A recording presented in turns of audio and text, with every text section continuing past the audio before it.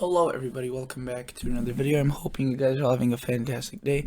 So today's upload is going to be a video about not really a particular storm in general, as this snowstorm that's occurring right now, there's a lot of things going on, right? There's severe weather, there's heavy rain, there's some snow.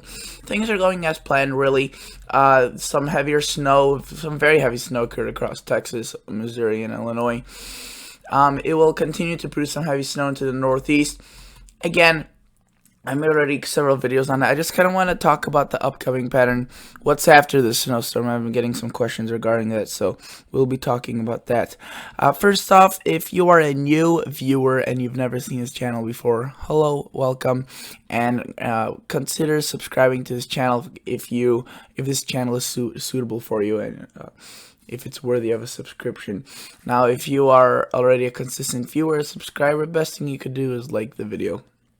If you don't want to, perfectly fine. I'm just saying that it really helps out. So notice again, we have a huge storm. I mean, this storm is a powerhouse, right? And it delivers a very heavy snow potential across New York, Vermont, New Hampshire, Pennsylvania, and very, very heavy rain with it, right? So let's look at the total rainfall amounts. They're going to be pretty impressive. I'll show you the snowfall amounts in just a minute. Notice across the southern U.S., very heavy rain, 2 to 3 to 4 inches of rain possibly across Georgia, South Carolina, North Carolina, Eastern Tennessee, Virginia, and many more locations. So again, very heavy snow. Notice this is some pretty heavy precipitation for the Northeast as well, but that's going to fall as snow. So if we were to look at it, if you notice that we see some pretty staggering amounts. For the Midwest, really nothing too significant. That was already thought at the beginning. Mainly, there was already some locations in southern Indiana, southern Chicago that got 2 to 3 inches. And it's going to continue snowing for the next couple of, several, 12 to 16 hours, really. But it's going to quickly move into the Northeast. Some snow is occurring across Detroit, I'm pretty sure right now. Southern Michigan, the band of snow, that's where it moved on. But notice that into the Northeast, there is going to be some very heavy snow potential. So that is still on track. Let's look at the future. You know, will we see a break in these snowstorms? Will there be a warm up? Not really. It seems like the temperatures will stay relatively not too warm, not too cold either. But notice that we see a little bit of a break Sunday, Saturday, but we see this pretty strong clipper, westward clipper, delivers a punch of snow across Wisconsin, Minnesota, Iowa this upcoming Sunday. So if you live in Minneapolis, if you live in Green Bay, if you live in northern Iowa, into maybe Sioux City, into Michigan, you can see it delivers quite a punch. Not really a huge system, but it's going to definitely deliver several inches of snow into the northern portion of the country. Notice we see a little bit of a break. This is Tuesday now, Wednesday, but we see another large system. Now the models have been showing the system for a while, and you can see this one's a larger one. It really has a lot of precipitation. There's a northern piece to it, some pretty chilly air to the north as well. This delivers some heavy snow into Wisconsin, Iowa, Minneapolis, let's say Green Bay, Des Moines, and then it moves into the Northeast. Not really a big snowmaker for the Northeast, it seems. But again, you can see it's a powerful system. So we've already had two potential significant systems in a week's time from today, and it doesn't stop here. You can see next Saturday we have another system possibly making its way. The intensity is still going to be questionable. We could be looking at maybe a stronger system, maybe slightly weaker. Then we see another system you can see early next week. So it just continues, and it doesn't seem to stop. And you can see it shows some snow across the south as well. Let's look at the total snowfall amounts. Again, they're going to be pretty impressive. Notice we see very generous amounts across the Midwest, across the Northeast as well, and into portions of the southern U.S. The GFS puts out some pretty nice amounts as well. We'll have to wait and see if that happens. Notice the mountainous west is also seeing lots of snow, so a very active snowy pattern is on its way. And in terms of temperatures, really, they're not going to be too miserable, and they're not going to be really too cold, at least it seems, for the southern U.S. But there's going to be a stark contrast, it seems, between the north and the south. So right now, we're not really seeing that. You were just seeing a little bit of scattered cold in some locations, a little bit of scattered warmth in some locations, right? Well, it seems like if that will become more of a defined there will be more of a defined placement for these temperature anomalies. There will be a chillier pattern to the north and a colder pattern and a warmer pattern to the south. So this is not loading for some reason. So let's just go to the GEFS ensemble so I can give you a more broad image of what's going on. And see, the GFS is just one model, while the GEFS is the global ensemble forecasting system. So there's more models to it, and it's not just one model, so it's more of an average. So let's look at the GEFS right now. It finally got to load. So let's look at this, and if we were to again notice that right now there is not really a definitive pattern. There's a lack of cold air. There's some warm air, some cold air to the south, a little bit of warm air to the north. Really just a lack of cold air for these storms. Though they've been handling it very well, you know, they still have been producing pretty large snow amounts, and maybe that's why, because they have been producing such large amounts, is because of the warm air. Warm air won't disappear, really. You can see, though, that we see this more in the next several days, really. It quickly reorganizes itself. It's agreement in the ensembles, where we see colder air to the north and warmer air to the south. And the baroclinic zone tightens, so these storms are just going to be taking the track right through the mid-portion of the country, and exactly where this sets up is going to kind of play around with the storm's track. However, this warm air to the south is crucial, because it not only is it going to really intensify the storms to a much more significant extent, they're going to be very profound systems. They're going to have a lot of moisture. They're going to have a lot of snow because of the Gulf of Mexico moisture and the warm air that is settling into the storm. Warm air can hold more moisture, gets into the system, transitions to snow, and that is just a recipe for very heavy snow, right? Also, the severe weather is going to be on an increase for this location across the south as it's warmer, so that's definitely going to be something we'll have to watch.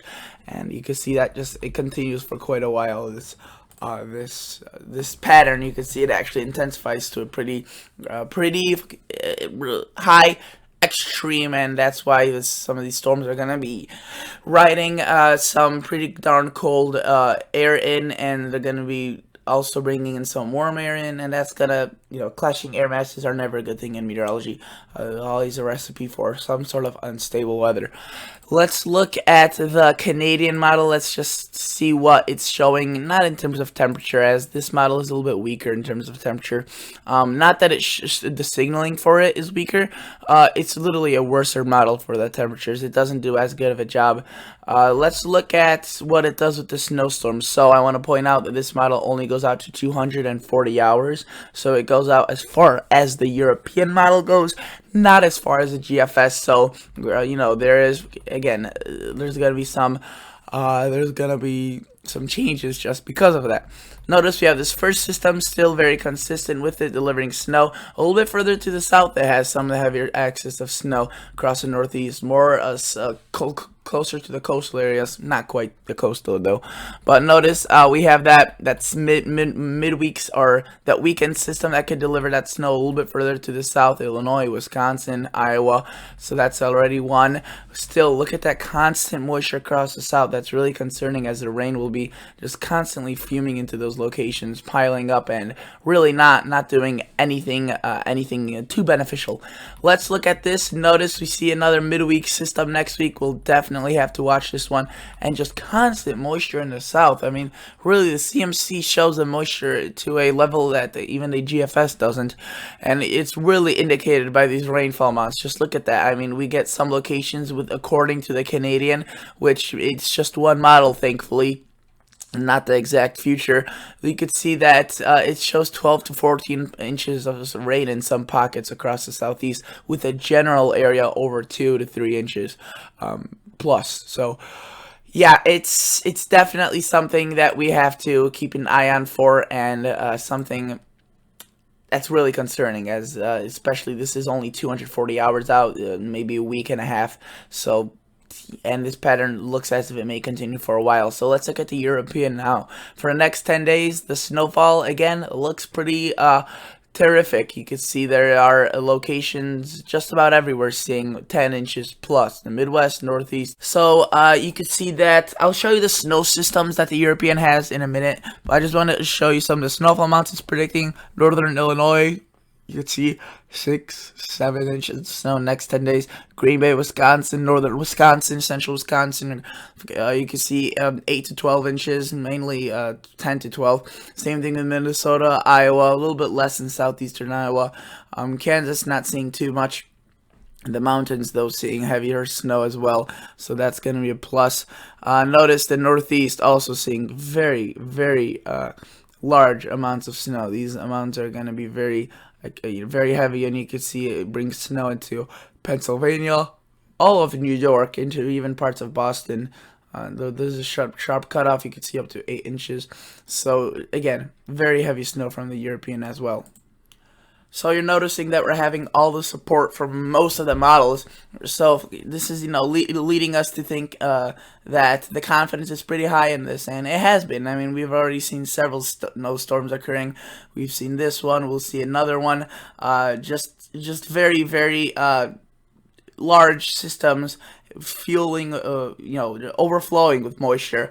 Really, there's gonna be a lot of warm air feeding into the system.